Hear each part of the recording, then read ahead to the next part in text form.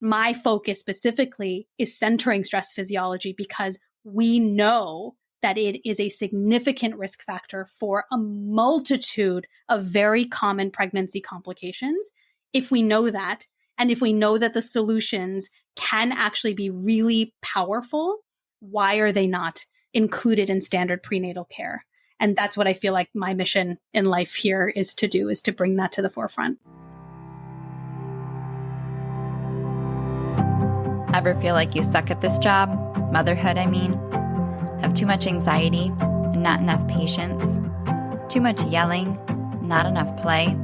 There's no manual, no village, no guarantees. The stakes are high. We want so badly to get it right.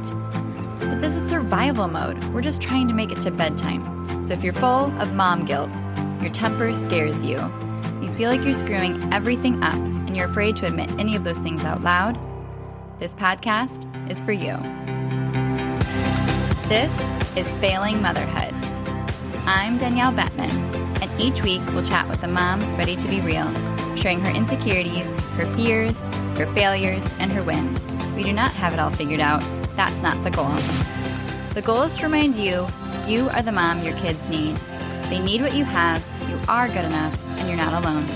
I hope you pop in earbuds, somehow sneak away, and get ready to hear some hope from the trenches. You belong here, friend. We're so glad you're here.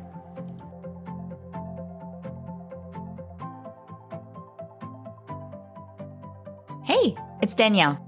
If you've ever had a high-risk pregnancy or a micro-preemie baby, you know how much anxiety overwhelms your every day. Imagine being told to just chill out, calm down, or meditate, or simply given no advice of anything you can do at all when life is incredibly touch and go. Today's guest figured out a better way to not only process the stress that comes with these situations, spoiler alert, it actually has nothing to do with relaxing, but delay her son's arrival to the world, saving his life. Her story and the journey she shares in the first half of this episode will keep you on the edge of your seat. And then in the second half of the episode, you will be furiously taking notes. We cover infertility, loss, high-risk pregnancy, bed rest, prematurity, NICU stays, deep work, gestational surrogacy, and how to end the high-risk pregnancy crisis. So let me introduce you to her. Parijat Desphande is a best-selling author, speaker, consultant, and film producer who's dedicated to improving outcomes and ending preterm birth by adding a trauma-informed, neurobiological lens to prenatal care. On a mission to end the high-risk pregnancy crisis, she has served and supported thousands of pregnant people through her live events, one-on-one work, and best-selling book, Pregnancy Brain, a mind-body approach to stress management during a high-risk pregnancy. So even if pregnancy is a distant memory for you at this point, I ask her how to apply her wisdom to several other common stressful situations you might find yourself in, and you can apply it from there. So let's dive in.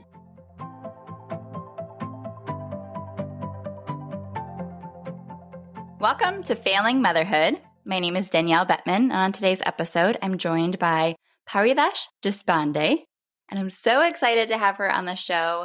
Welcome. So glad you're here. Hi. Thank you so much for having me. Of course. And so before we dive in, go ahead and just introduce yourself to my audience. I already shared your bio in the intro, but who are you? Who's in your family?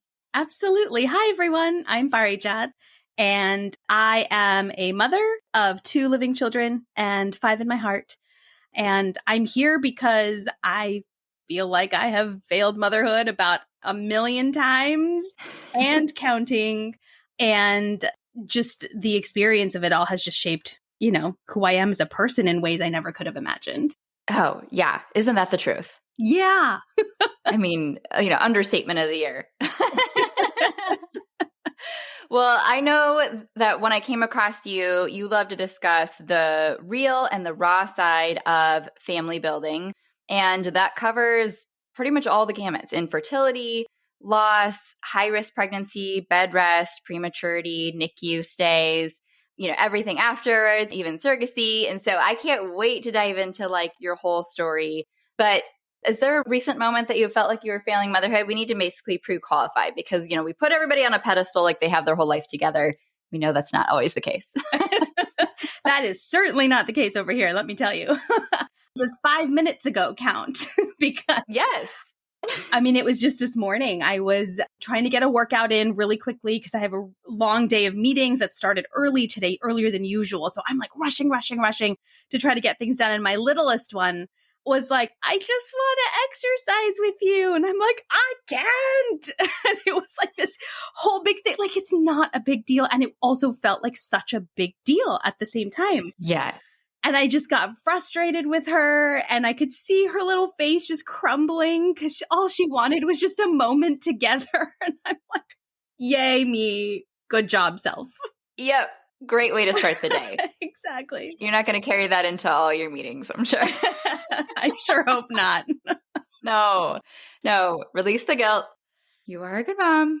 You will be able to take care of what you need to take care of, and then you can turn around and take care of her. There we go. It's okay. There all we in go. good time.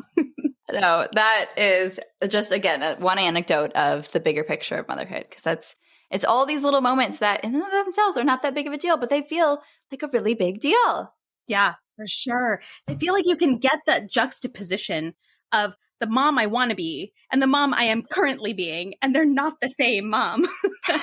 And you can feel both at the same time, and it's so hard. Yes. And then in the very back of your mind, you have the idea of the mom you thought you would be before you became a mom. Oh, yeah. Oh, yeah. And that one just needs to go. Yeah. It doesn't even exist. That's right. Nope. That was all imagination. Yes. I love it. You are one of us. I can tell already.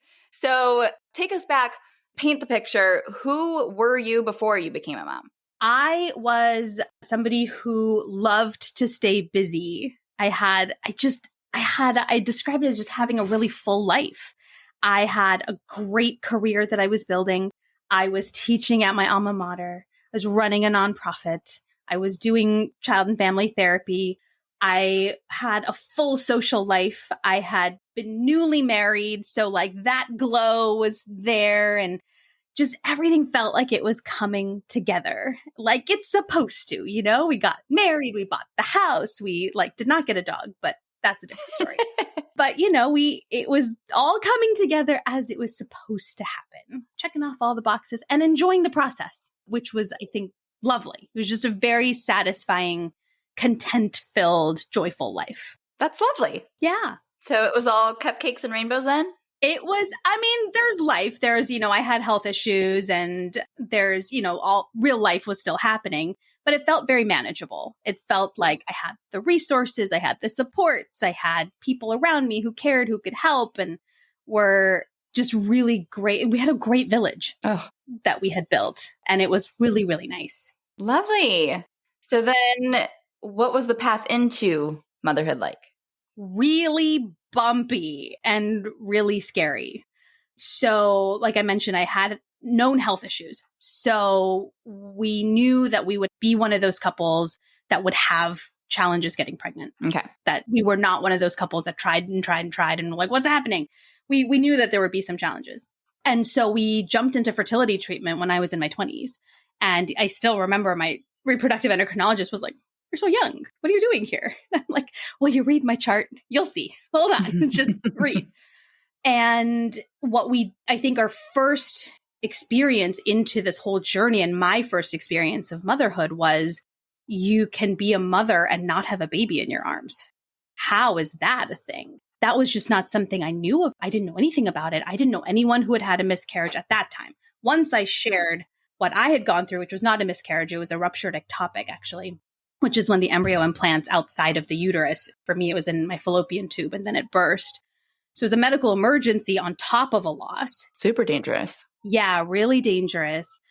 And just wrapping my head around the fact that we started fertility treatment sooner than we had originally planned because we were told we don't have a lot of time, which is also false. I learned later. But, we started earlier than we had originally planned. Needed to do fertility treatment. So that went differently than anything I'd ever heard of. I didn't know anyone at the time personally who had gone through that other than people I'd met on an online community. And then to lose a child and then to lose it in a way where I could have also lost my life. That was like the biggest slap in the face, I think, of reality check. This is going to be really different than you had ever anticipated. Yeah. And it scared us. It really terrified us into the fragility of life and what's possible and what could happen. And I think that just set us up for so much fear going into, what we went through. Understandably. Yeah, of course.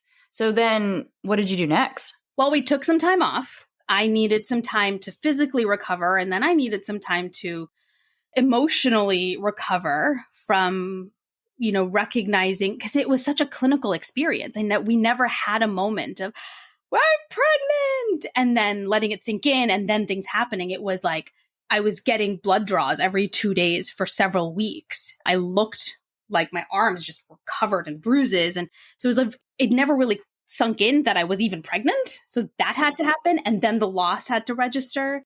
There's a whole thing. So we actually took some time off. We had a really lovely little vacation nearby up in Napa that I remember just so fondly of like, there wasn't a whole lot that I could do because I was still recovering, but it was just so nice to be in such beautiful scenery and to spend some time away. And then once I recovered and we both felt like, okay, I think we're ready, the next step had to be IVF. And so spending time learning about what that means and what that's going to look like and what do we need to know now that we don't know, because clearly things happen out of left field. So we did all of that. And then several months later, we started our first IVF cycle. Okay. And what was that like? That was awful. I will not sugarcoat that. IVF's tough on the body. It's so hard on the body. And so it's certainly something that I know I recommend my clients as well, like think really carefully. Like it doesn't have to be an option. Sometimes for some people, it's the only option other than other options where you're not carrying the child, but it's intense. But it went really well. And we got a bunch of embryos and we transferred one. At that time, fresh transfers were still done regularly. So we did a fresh transfer, which means that the embryo wasn't frozen first. And the very first embryo that we transferred, I got pregnant, but I found out in the middle of my first of many pregnancy complications. So once again, we didn't get that moment of, hey, pregnant. Like I've never taken a pregnancy test that was positive. It's just never happened. And one of the reasons why they don't do fresh transfers anymore is because of the complication that I developed called ovarian hyperstimulation syndrome, which also can be dangerous. So in the middle of my treatment, my first of 4 treatments for that is when we found out that I was pregnant. Okay. And then it just kind of snowballed, avalanched. I don't know what the word is, but it just kept going and going down to a point where every several weeks I was developing a new pregnancy complication, one after the other. I was around 6 weeks in, I was hospitalized for bleeding. I was just bleeding so much. And around then, my doctor was like, you should probably chill. Maybe don't do a whole lot. And I was like, you need to be very clear with me about what not a whole lot means, because we have very different definitions of what that means. And that's when he said, you should probably take some time off of work. And so that whole full life that I had described at the beginning, all of it stopped. I couldn't teach anymore. I couldn't run the nonprofit anymore. I couldn't do therapy anymore. I couldn't see my friends anymore. I was spending all my days at home when everyone else was out and about and meeting up, and wonderful people in my life, as I mentioned. So they did come and visit, but it was just visits. And it was the first time actually that I binged something on TV. So I'd never had enough time to do that. And I wasn't really that interested. Now I was like, oh, this is what they're talking about. Okay, I could do this. But it was terrifying. The whole experience was absolutely terrifying. And at 22 weeks and 4 days, I landed in the hospital, 3 centimeters dilated. And they prepared me to lose the baby within 72 hours. And it was, at that time, the scariest moment of my life. Little did I know there were more scary moments to come. But at that moment, I just went, what can I do? What else can I do? And I really just went deep into my body and I consented to all medical treatment. And I said, I want to do something else to support my body best way that I could. I was lying upside down in Trendelenburg. I was on magnesium. So I was feeling awful. But I knew that every time my body tensed up, the contractions picked up. And every time my body was not tense, they stopped. And you could see it on the monitors when everything else was held constant. And so I said, I just want to try that. And of course, they're not going to say, don't. They were all like, whatever you need, we'll give you what you need, because they knew what was coming. What they did not realize is how powerful that effort actually was, because while they gave me 72 hours, I stayed pregnant for 15 days. And that was just long enough to give him a chance at life. And that then kicked off our lengthy NICU journey. And what did that look like? What were you doing then during those 14 days? Well, at that time, it was kind of spaghetti at the wall because I was just in survival trying to help this little baby survive. So it's not certainly the way I teach it to my clients now. But at that time, what I was really looking at was, okay, if my body tensed up and that produced contractions that did not exist 2 seconds prior, then what do I need to do to keep my body not tense? Now, usually we think that means I have to relax my body. But let me tell you, as anyone knows, if you're on magnesium, if you're lying in Trendelenburg, there's nothing relaxing about that, especially in the hospital. And you're in that peri-viable stage and like all this hangs in the balance. So what I was doing was actually activating a lot of my sensory system. I now know the language to put to this, but what I was doing was accessing my sensory system and really helping my body with the micro movements that were necessary to release the stress that was keeping my body tense. So it was not at all about relaxation, but more about completing stress cycles, which I know we're going to talk about in a little bit. But at the time I was just like, I think this feels good. Let's do it. And just hoping for the best. But now we know that there's actual science behind that. Yeah. So is that then kind of like the point, like the turning point for your career and like what the future looked like for you? Totally. It was 2 days before my son was born. And I still remember that moment like it's just etched into my brain. As you can imagine, anyone who's stayed in the hospital, like it's busy. There's always people around. There's always sounds and noises and things. And it was this really unusually quiet afternoon. And I think my parents weren't there. My husband had gone to work. Like the nurses weren't there. It was just like really quiet. And the sun was coming in through the window.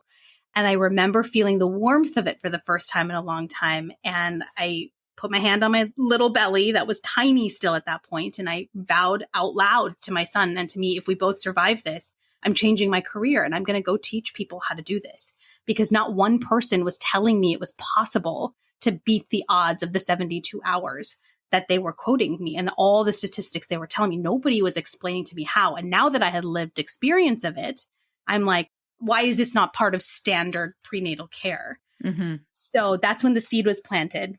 We got through the NICU stay, and then my son and I were on lockdown for 2.5 years because he could not get sick for his own health. And so it was about 3 years later that seed started to sprout. And I went, okay, I think it's time to do something about this. Wow. Yeah. And you just sum it up like, we survived the NICU stay. Like, that's no big deal. That's a whole other avalanche of its own. How long was he there? He was there for 109 days. Which is actually very short for a 24-weeker. Yeah. Typically, they tend to stay a lot longer than that. Yeah. So was his health like touch and go for a while, or was it kind of an upward? No, he was the sickest baby in the NICU for a couple of months. And so he was one of those babies. We learned as we got familiar with the NICU that he was the baby that had only one nurse.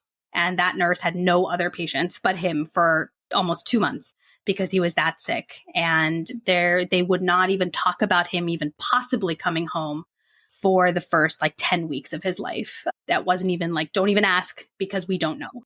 And so we had no idea. And I think that was really hard personally, of course, to go through that as a parent and then to translate that to people outside the NICU who were not familiar with that world. And they're always asking, when's he coming home? When's he coming home? And we're like, we don't know if he's coming home. It's not a when yet. It's an if still. Oof. And that was really hard. And so that village that we had built really started to thin out because it's hard to keep up with that kind of intensity for that long.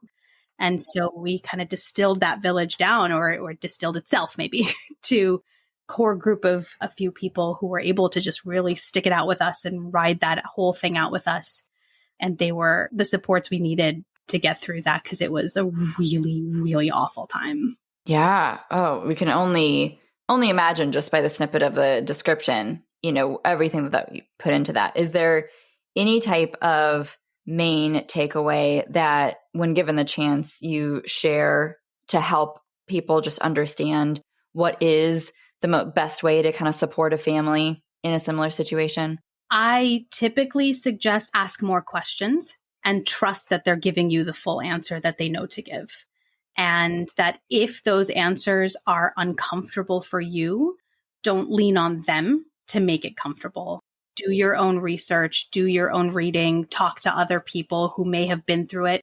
Now that we've been through it, we have other friends who have had babies in the NICU and their parents will call me and be like, they said XYZ thing about the baby. What does that mean? I didn't want to ask them. I said, sure, I can answer that because I'm well out of that moment, but they're right in the thick of it. So that, that's really helpful to take the burden off of the parents. Oh, that makes a ton of sense. Yeah. And maybe not something that you think of storing in the back of your mind until you find yourself in that situation. So do you have any other piece of advice for a family that is in the NICU currently of what they need to hear? Absolutely. I think this is not easy to hear, but I know it's something that I needed a lot of reminders of is we have to change our perception of time. Whereas before, project deadlines are weeks or months in advance. We plan, vacations and trips months in advance. We do, responsibilities for work. Like every Saturdays, we're going to do these things. Time shrinks significantly. And so change your internal clock to be a few moments at a time, especially in those early days. You just have to get through the next moment, the next moment, the next moment. You just have to train yourself to look closer at the very next step until you're at a point where it makes sense to look a little bit farther out, maybe a day out, and then slowly 2 days out. Then eventually, okay, we can look a few more days out.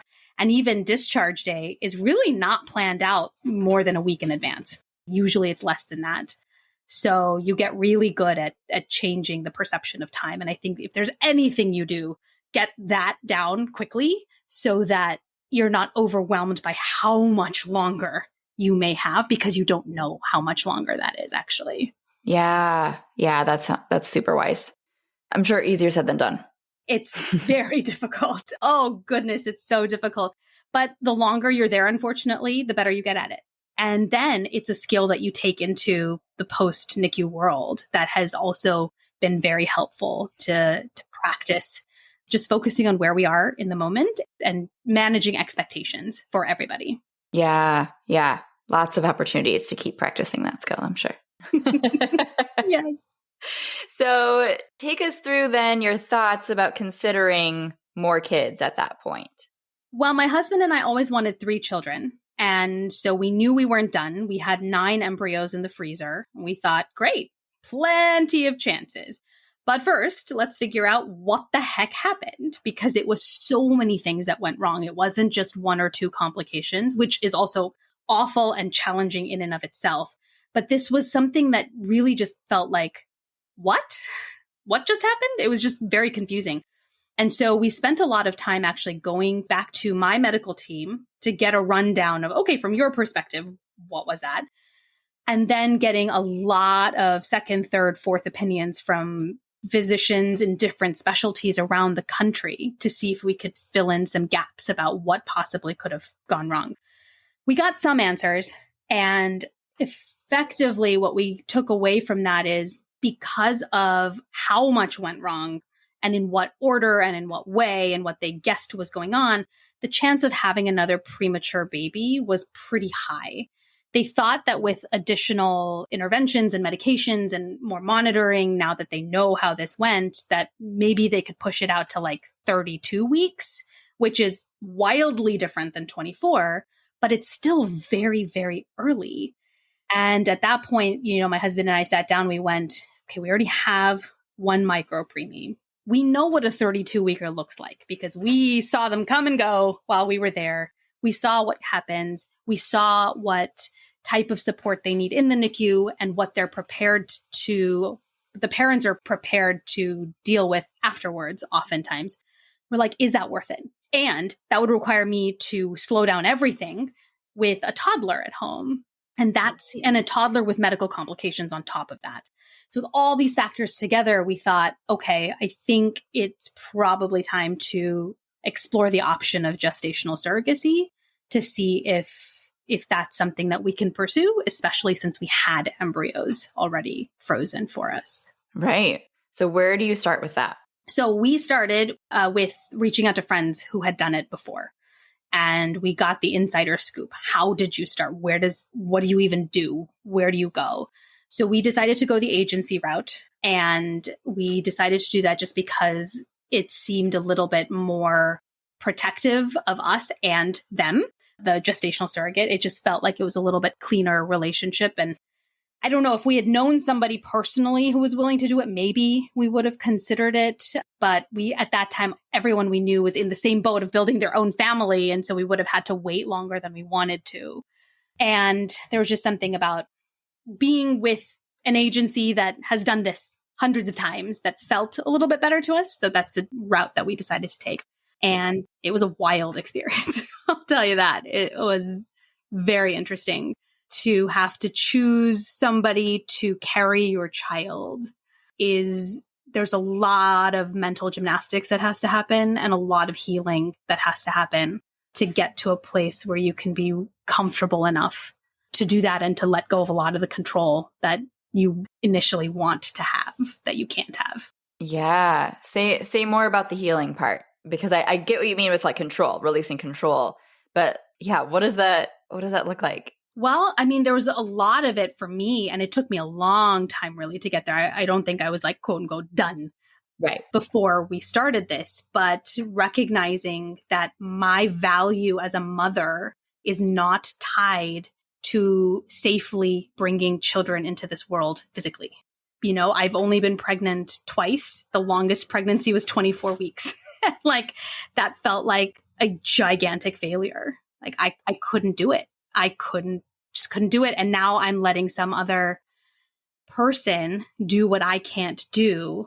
And as somebody who had been very successful in my career, and, you know, it was, if I didn't get what I wanted, work harder, work smarter, learn a little bit more, try more, and then you get it. And this was not like that at all. There was nothing achievement based about it. And yet the shame around it was very achievement based. So really starting to learn to let go of that sense of self-worth being tied to how I become a parent was huge for me. Yeah. And is there anything through that process you wish you would have realized sooner? Honestly, I think it is doing that deeper work earlier.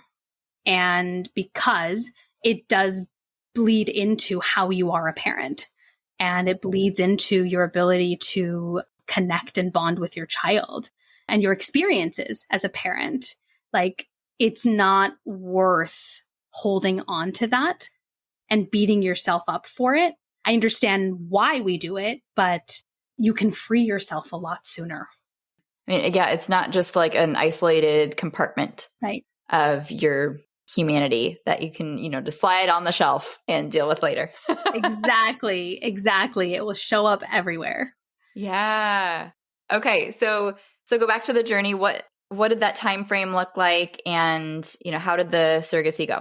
So we were matched with one gestational surrogate, and she miscarried once. And then she decided not to continue with us. So we had to wait longer. And so the whole process, I think it took like 2.5 years. Wow. Total. And then when we got matched with our gestational surrogate, who I love, I mean, I just like, their whole family would be a family we would have been friends with had we met in any other circumstances too. So it was such a smooth, wonderful relationship. But it took some time to meet her, find her, meet her, connect with her, go through all the legalities and the background checks and all the things we have to do. And then she also miscarried twice. No, or was it 3 times?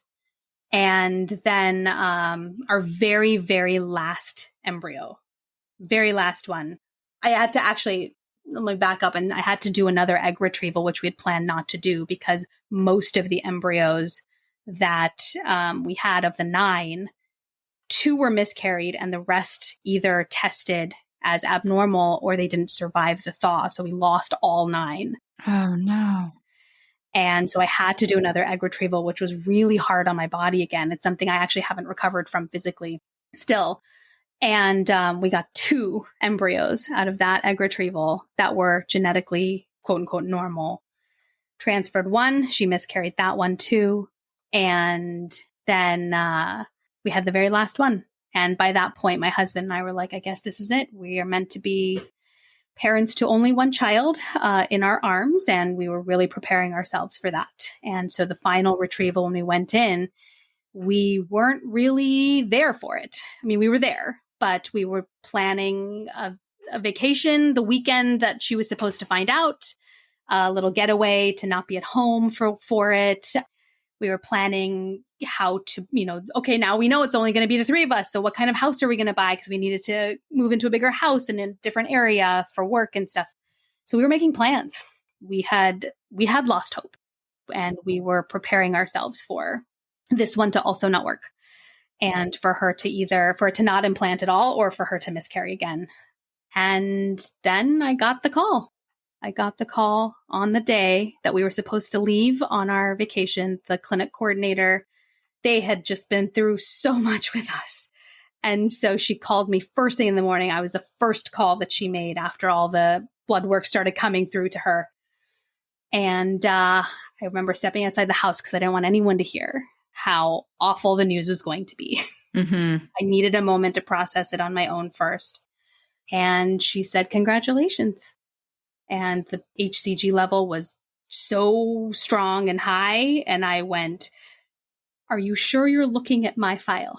And then she's like, oh my gosh, hold on. Now you've made me nervous. Let me check. But it was the right file. It was the right blood work. It was the right everything. And that was the start of our journey to bringing our little girl home. Mm-hmm. Oh my gosh, what an emotional ringer. Oh, tell me about it. Wow. I mean, the highs and the lows that you had to have endured together with that surrogate, I can only imagine just how much you were trying to brace yourself. Yeah. I mean, that's just a protective mechanism at that point. That makes complete sense to have lost hope. Ugh. So then, like, how anxious were you through that first trimester? I was not, because I knew that the first trimester is not the only trimester where something can go wrong. Fair. So I'm like, it's going to be what it is. I really wasn't. We went to see her for the heartbeat check. So we were there for that appointment. And that's when she announced, she knew that it was a girl. We had tested, when we tested both the embryos, we knew the sex of both embryos. And so she knew it was a girl. And so she wanted to announce it to us that day. And so she did at the appointment, and it was like tears everywhere. And at that point, I knew her so well, and we had such a great relationship that I went, my little girl is in the best hands possible. My little boy had to be in the NICU, and he was in the best hands possible. My little girl needs to be with her for some time, and she'll come home to me when the time is right. And that's where I found peace, just recognizing that the village that we had built changed over the years into a village that really needed to help us bring our children home. And she was now an instrumental part of that. Yeah. And so we had a few visits there, got to see her a couple of times. Every time she had an appointment, she would send me an audio recording of the heartbeat. So I had that all the time. She'd send me pictures of the ultrasounds. So I'd carry those with me everywhere. And we just kept celebrating. When we hit 24 weeks, we went, all right, step 1 made it. We're farther than we were before. And then every milestone after that, until the day she was born. And was it full term then? 39 and 6. Woohoo. Yeah. We looked at her. We went, you are huge. What do we do with you? I'm sure in relativity, that is insane. Yes. And we had to tell the physicians, the pediatricians that came by at the hospital, like, okay, yes, we have a child, but he was 24 weeks. So talk to us. Like, they didn't even need to hear the rest of it. They're like, oh, okay, we'll talk to you like first-time parents because you don't know what to do with the full term. Entirely different scenario. So different. So different. It's not just a bigger baby. They actually act different and they behave different and they need different things. Yeah. So we're like, okay, brand new, starting again. Here we go. Yeah. Did it feel like being first-time parents again? It did. I mean, there was a lot that we remembered, like how to feed, for example, that came back like a muscle memory of how to hold the baby in the way that we learned in the NICU that was efficient for feeding. And then how to efficiently burp instead of what we used to know of just patting them on the back over your shoulder. Those kinds of things came back pretty quickly, but more than not, it was, wait, what do we do? What does this mean? Why is she doing this? I'm sure. Yeah. So was the first like fourth trimester, infant year, what was that like in comparison? Were you able to sleep more? Hopefully. No, we slept less with her because one thing that we have such a wonderful pediatrician, she herself was a preemie parent and then a full-term parent after. So she was like, that first appointment, she's like, hold on, she's not sleeping, is she? And we're like, no, she's always awake. What's happening? Because NICU babies come home trained to sleep and wake up every 3 hours. And newborn infants at full term don't do that. And we were like, I think she's broken. She's constantly awake. She's waking up in weird shifts. And she's like, yeah, that's what they do. She'll train later. He came home trained. She's not there yet. Oh, that makes sense. Right? And we were like, oh, okay. Thank you for letting us know. It's not her or us. This is just how it is. Yes. So we slept a lot less with her than we did with him. But in other ways, it was such a breeze. It was like to not have to do all the normal newborn things while also going to 15 appointments at the same time, back and forth. And then the physical therapy that we had to do even as a newborn with him, like we didn't have to do anything with her. She would just roll over, just one day, just roll over. We're like, you just did that by yourself. What is going on? Yeah. So those kinds of things in practical sense, they were a lot easier with her. That makes sense. And in other ways, a lot more challenging because she was more of a wild card. Yes. Not only is she her own personality, but different gender, but yeah, like a completely different way of arriving and health concerns and all that stuff. So yeah, you're on your toes. Yeah, exactly. I love it. So are they completely different personalities now? In some ways they are. She's definitely my wild child. And he's a lot more docile, a lot quieter, a lot softer. But generally speaking, there's a lot more overlap with them than there are differences. I mean, my husband and I joke, like, clearly we can only make one type of person. And that's why we have just these two. Their senses of humor are very similar. The way that they think is very similar. They both were very early readers and very early talkers and both love food and are just very deep thinkers and deep feelers. So, and a lot of commonalities, actually, a lot of similarities with them.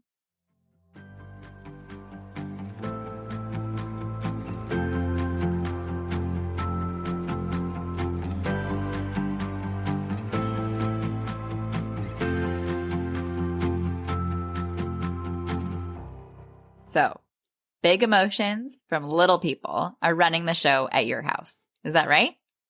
Do they fall apart when something doesn't go their way? Ugh, just once.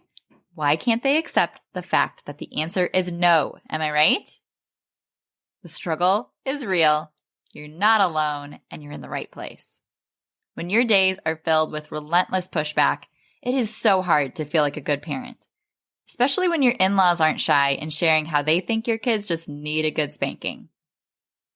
Every time you lose it when they lose it, you feel like a failure. The worst part is, without addressing the root of your child's behavior, you're doomed to play a fruitless game of whack-a-mole, reacting rather than preventing the next conflict.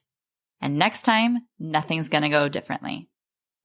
The good news is, when you have a handful of effective discipline tools in your pocket, you're able to step into full confidence as their parent. Parenting actually becomes a whole lot easier. I promise, you're not failing them. You just need more tools. So if you have a tiny human who's full of love and yet so difficult, if you can only be so nice for so long, if you've tried everything and still feel defeated on the daily, my free class, Authentic and Unapologetic, is for you.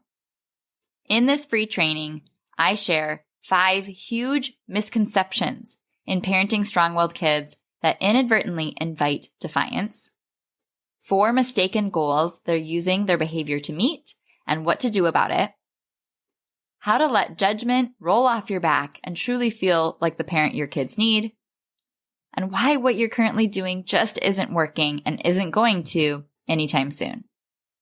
So go to parentingwholeheartedly.com/unapologetic to access this exclusive free training immediately. That's parentingwholeheartedly.com/unapologetic. The link will be in the show notes.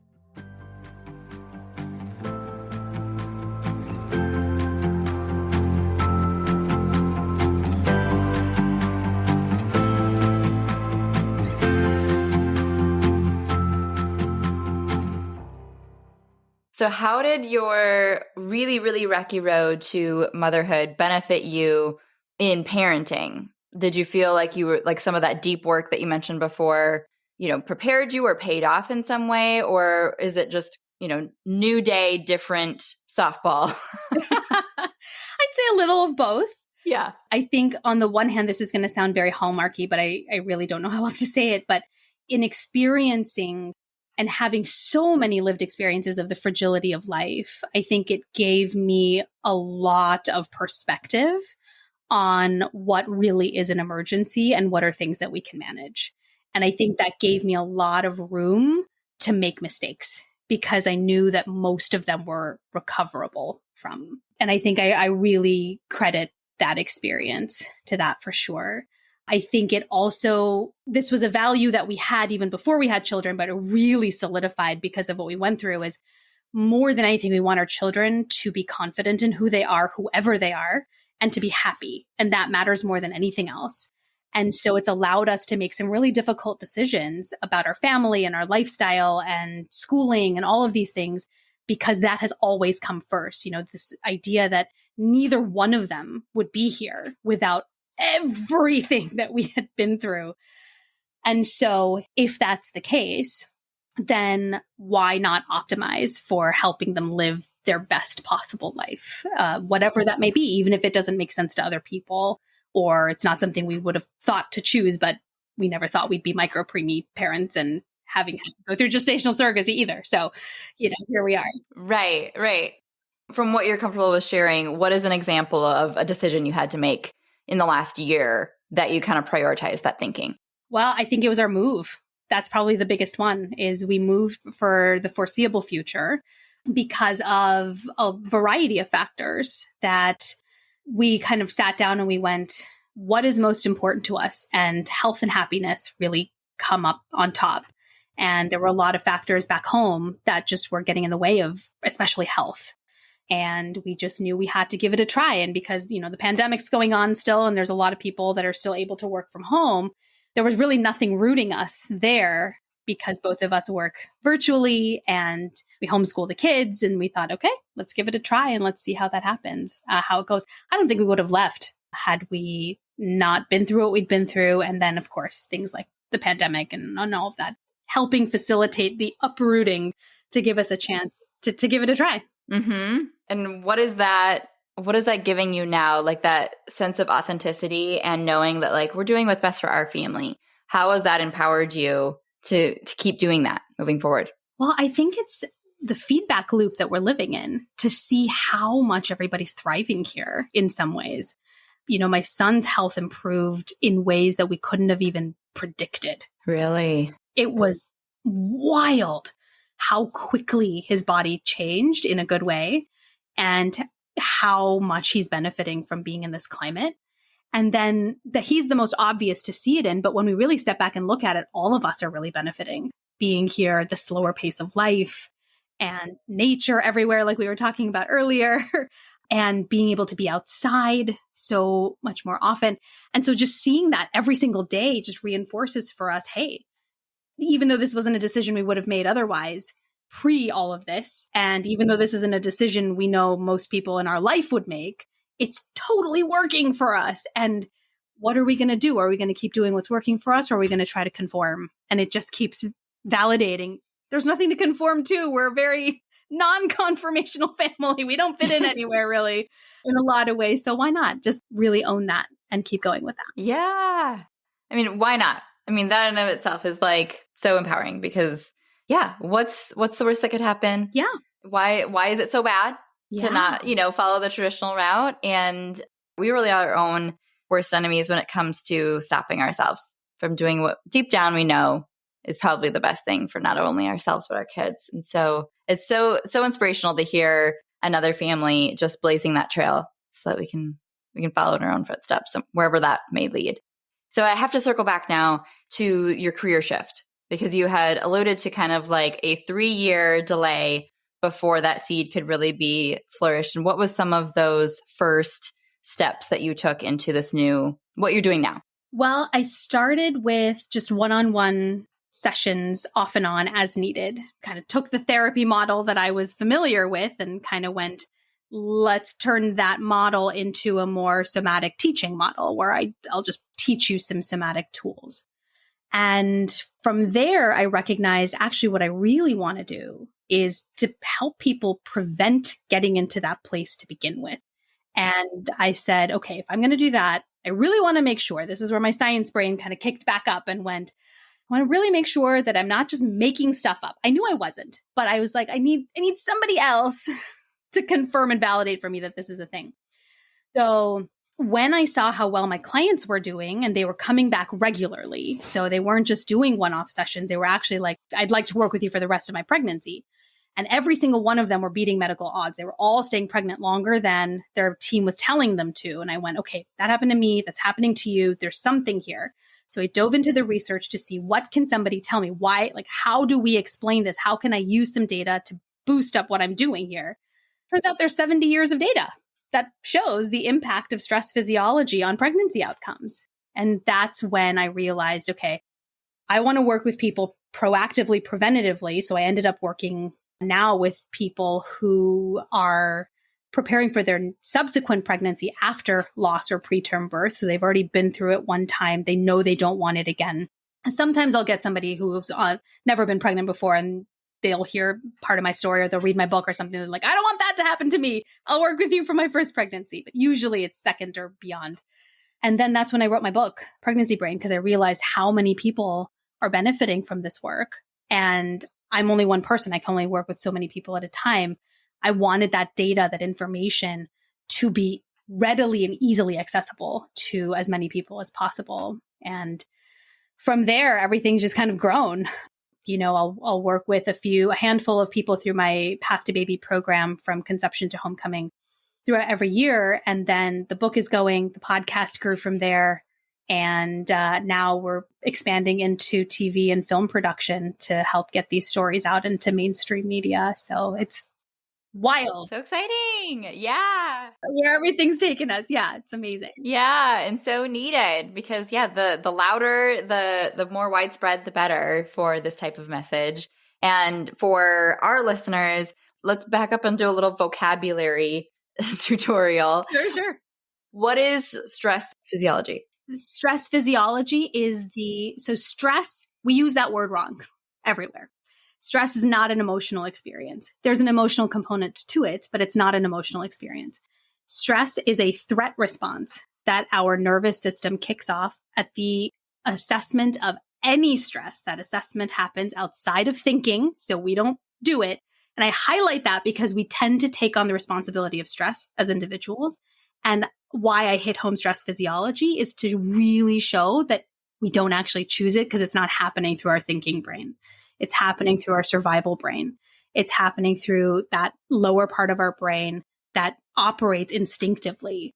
And so anytime a threat is identified, our entire body, down to the cellular level, changes to keep us alive. And that is the only goal of the body. And so when we talk about stress physiology, it's how that shift changes and affects the outcomes of fertility and pregnancy. That's the focus of the work that I do.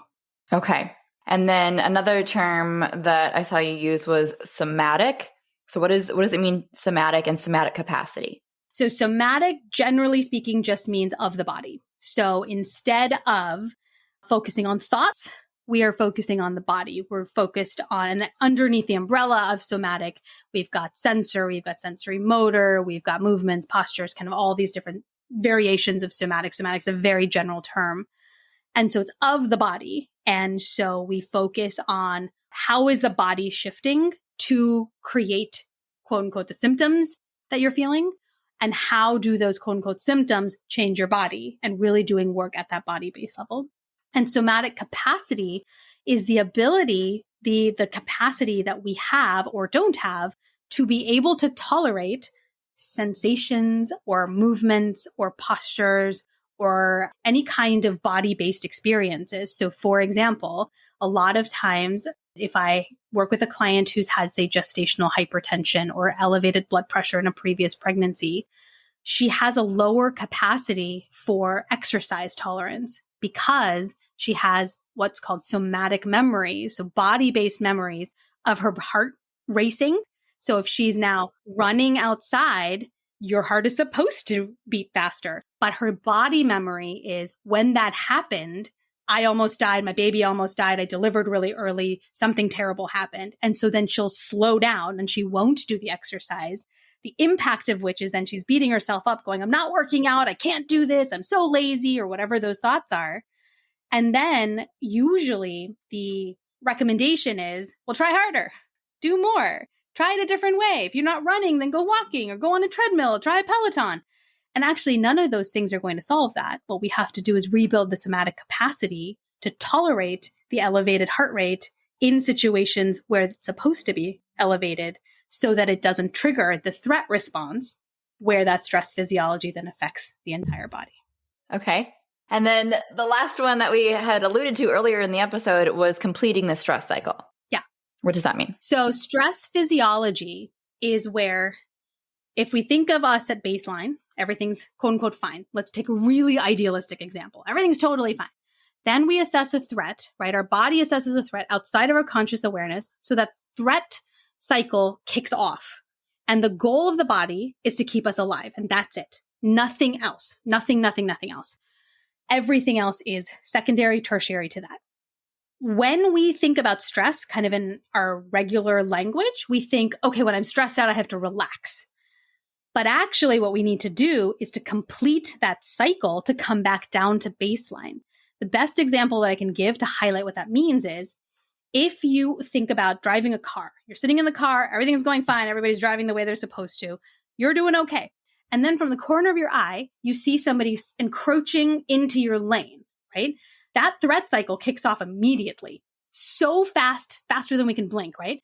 And suddenly we're clenching the steering wheel and we're turning a little bit and we're like, our eyes have now focused directly in front of us. Every single part of our body's changed. Once that car, maybe we honk, right? The car moves away. What happens at that point? There's a very predictable pattern in which our body recovers from that. We start to notice what's happening in our environment a little bit more, so our visual field grows.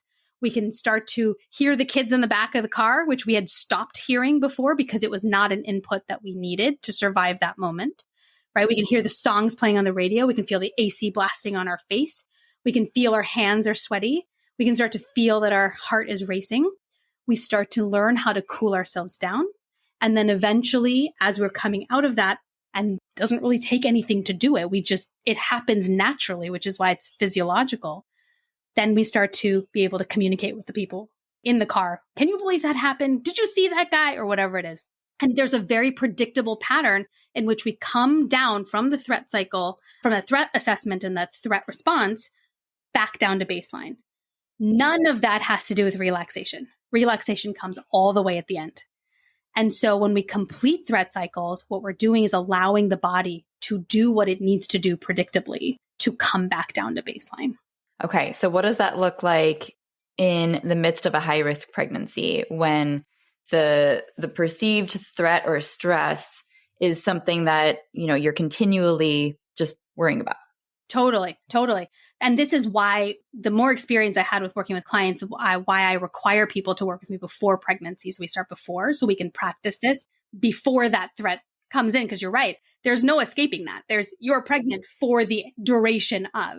Right. And so it's important to practice that when that's not the case for it to be really effective beyond just kind of little bits at a time. That makes sense. And what that really looks like is kind of going back to the idea of somatic capacity, for example. We have to learn how to tolerate the sensations of being pregnant today, because that's going to feel different tomorrow, and it's going to feel different the next day. And certainly week by week, it feels different. So a lot of that has to do with learning how to build the capacity, the ability to feel the sensations of pregnancy today without turning on those alarms, and really being able to experience that while supporting the body to complete that cycle. And so a lot of that is not turning away from those feelings, right? We tend to try to distract ourselves from those sensations. Like, I can't do this right now. I'm just going to focus on work. I'll deal with this tomorrow or whatever.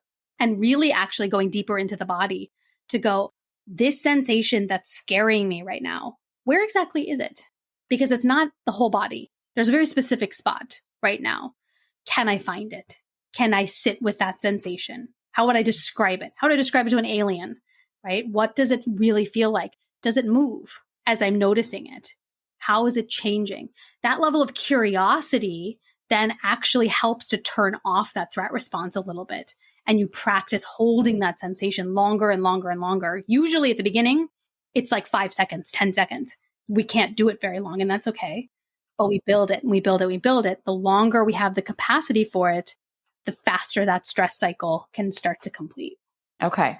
And that brings me back to how you described, staying pregnant with your son for those 14 days, what that could have looked like in that situation of really just kind of turning inward and narrating the situation to yourself, or really just kind of holding space for those sensations and not bracing yourself for them, not trying to stop them or diminish them, and not trying to distract yourself from them. That makes sense. Yeah. Because it allows it to then kind of go back to normal-ish. Yeah, baseline. Exactly.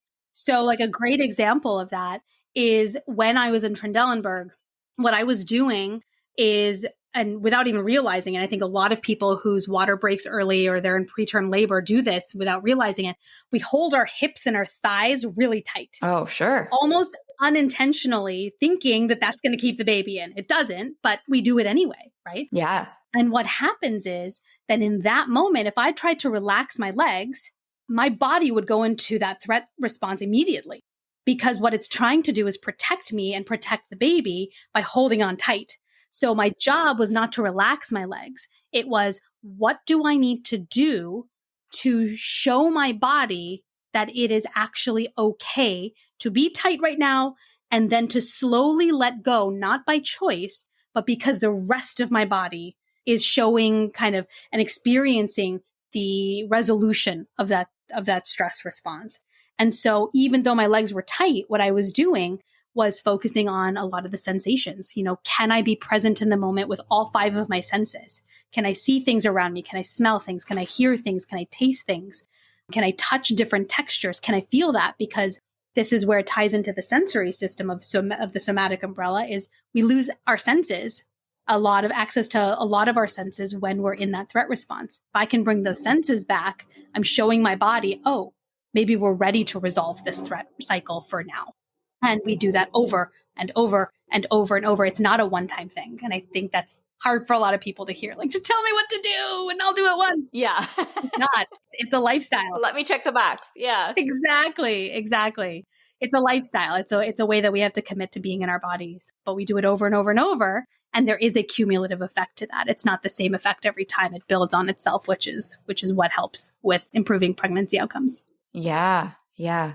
Okay. That totally makes sense. I'm gonna ask you to take it one more direction so we can really visualize it. So parenting a toddler with really, really big emotional reactions, very volatile, unpredictable behavior that all of a sudden you're dealing with a 0 to 60 spike and their behavior is mortifying.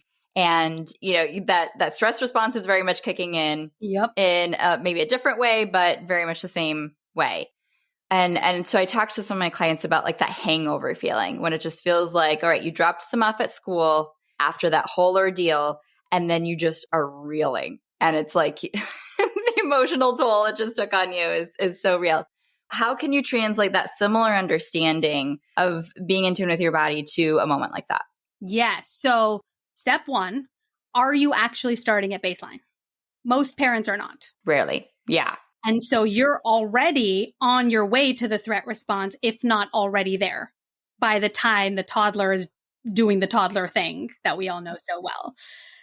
So step one is learning how to complete your own stress cycles outside of those moments. Now, nobody does that perfectly. I teach this stuff and I don't do it perfectly.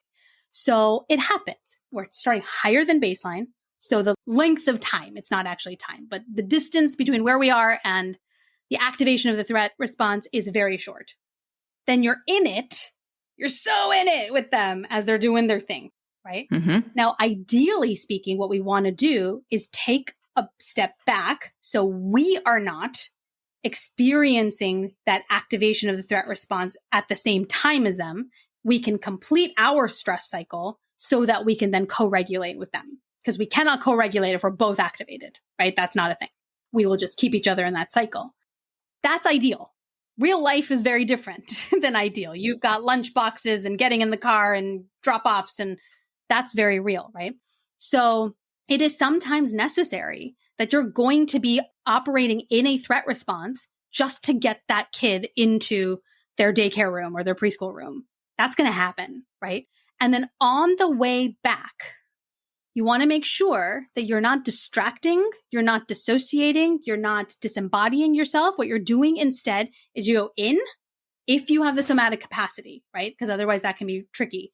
But assuming you have the somatic capacity to do this, you go in and you go, where am I feeling this activation?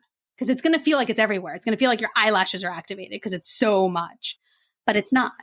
There's a very specific way, specific place where you're feeling it. And that specific place is going to tell you, were you just in fight or flight? Freeze is a whole other conversation we could have. We'll keep it a fight or flight for now. And the reason that's important is because the completion of that cycle depends on which of those states you are in, because your body will need different things. That makes sense. And then you do that, you get back down to your baseline. Yep. It works every time. It really, really does. And it's really powerful. I really love this stuff. Yeah. Yeah. No, it is so applicable because that physiological response is a part of our everyday lives, whether we like it or not. Yes. And I think that's why I love stress physiology so much, is because it allows me to be able to tell clients the goal is not to not be anxious during your high risk pregnancy. Right. You're going to be scared because look at what you've been through. So I'm never going to tell you don't be scared because that's not realistic. Goal instead is to understand what is the fear. Where is that threat coming from? How is it being interpreted by your body? And what is your body asking for to help metabolize that? And that's the goal, because that's where we can really stack the deck, not only for a better emotional experience, but really also a better physical experience to improve your odds for this pregnancy. That's where that magic happens. Well, and that's a huge shift entirely in understanding like what we need, because I think I saw on one of your things that like meditation is the last step. Yep. Rather than the first step. So explain again, like why that would be, because usually we just go right to just think differently. We do. I mean, we live in a society that is very thought-based, that's very cognitive-based. You know, my initial training was in clinical psychology, and that entire industry is based off of thought-based theories first. And somatic work is actually really relatively new. And the reason why meditation comes way, way, way later actually is because when we're in that threat cycle, right, when that car is about to hit us, if you read Pregnancy Brain or listen to anything I say, I usually use an example of a bear attack also. Like when that bear is chasing you, the parts of our brain that involve thinking, planning, visualizing, all of that, blood flow's actually moved away from those parts of our brain, right? Again, the physiology piece of it. We're not just saying, oh, I can't think. It's actual blood flow has moved away from those parts of the brain. We can't then override that by forcing it to happen and then expect optimal results. We can override it because we're humans, and it leads to either short-term results or more exhaustion and fatigue because it takes a lot of energy to override the survival impulses of our body. And so when we go to our heads first, it, one, operates as a way to keep us disembodied, so we don't actually have the somatic experience of what's happening right now. And two, we get stuck in a loop of trying to fix something that doesn't actually need to be fixed. And meditation is one step farther from that, which says, don't even have the thoughts or let the thoughts come and ignore them. Yeah. Turn it all off. And it is actually nearly physiologically impossible to do that in the middle of a threat cycle, I will say. So as I say to my clients, how about we stop doing the things that feel hard and find the lowest hanging fruit that's going to help you get the fastest result, easiest, most easily, so that you can experience that your body's not against you, that there are ways to get relief, and it doesn't have to be meditation. How about let's try something even simpler? Yeah. Like a little bit of movement or a little bit of laughter Yes. or a little bit of breath work or a little bit of something that, just feels like it's what you need at that point, shaking it out or talking to somebody. I mean, that's step one, week one of my group coaching program is to stabilize your sanity and be able to have the capacity to learn any of the things that are to come in the next 10 weeks. We have to start here. Yeah. And we have to create a foundation to build from. And so that's a big part of it. And that was a breakthrough I had a year or two ago when I read Burnout, the Complete the Stress Cycle, the book by Emily Nagoski, because it was like, oh, yes. Again, this is a piece that's missing that all of the other scripts and do this and don't do this type of techniques, why they don't land. And you can't do them in the moment because you're trying to do something that your body is not meant to do in that moment. That's exactly it. What you're trying to do doesn't match what your body physiologically needs. It's like trying to garden when your stomach is grumbling because you're hungry. It doesn't match. It doesn't mean gardening's wrong. It just means that's not what your body needs right now. It needs food, not soil. Right. And it's not that meditation doesn't have its benefits and its time and place. It's used at the wrong time. That's exactly it. So I love that. And I know we have to wrap up, but there's just so much good here. So just to sum everything up, in your mind, you are out to stop the high-risk pregnancy crisis. Just share with us what that crisis is currently and what you feel like is the solution. The crisis right now is that people are getting pregnant and not being told everything that they can do to help improve their pregnancy outcomes. And that doesn't include just individual efforts, because this is not just an individual thing. This is a public health thing. This is a systemic issue. There's systemic racism in the medical industry that's so rampant. There's systemic racism in our culture that is resulting in a lot of people coming into pregnancy with an activated threat response, which we've talked about. Stress physiology means it is affecting the endocrine system, the immune system, and all other systems to impact the health of the reproductive health and the health of future pregnancies. We have a absolutely abhorrent maternal health crisis and maternal mortality crisis, especially in the Black community and the Indigenous community. And so much of that is they're trying to solve it by increasing access to technology. Yes, that is important.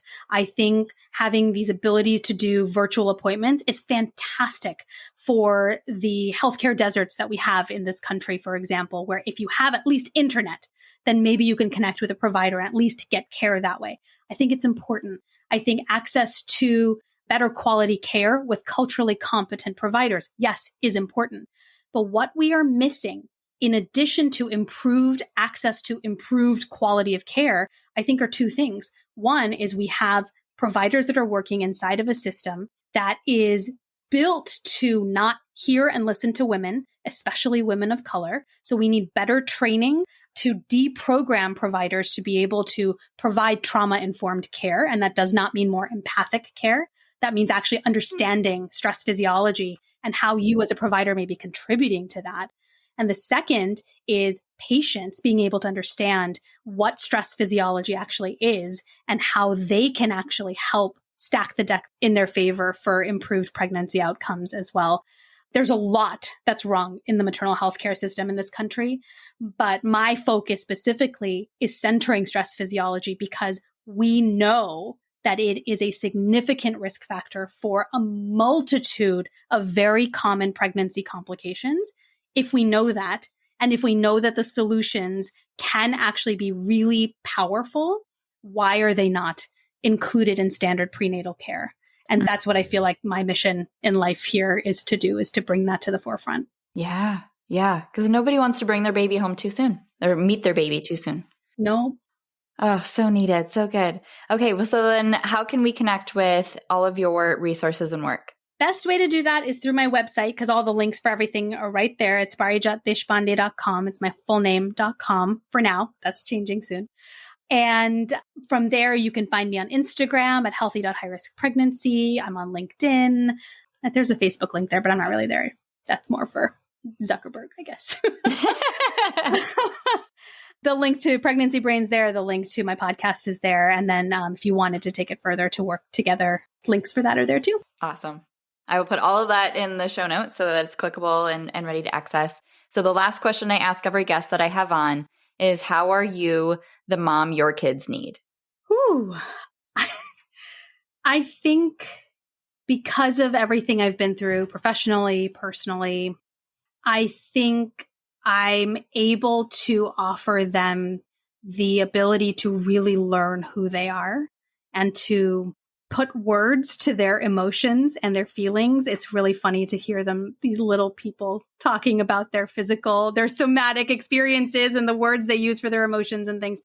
I think all of everything I've been through just to help them really get to know who they are and be really confident in who they are.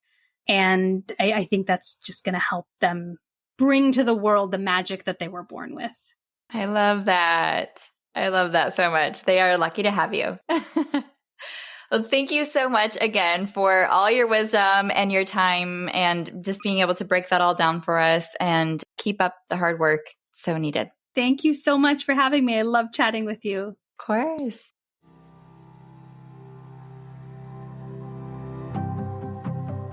Thank you so much for tuning into this episode of Failing Motherhood. Your kids are so lucky to have you. If you loved this episode, take a screenshot right now and share it in your Instagram stories and tag me. If you're loving the podcast, be sure that you've subscribed and leave a review so we can help more moms know that they are not alone if they feel like they're failing motherhood on a daily basis. And if you're ready to transform your relationship with your strong-willed child and invest in the support you need to make it happen, schedule your free consultation using the link in the show notes. I can't wait to meet you. Thanks for coming on this journey with me. I believe in you, and I'm cheering you on.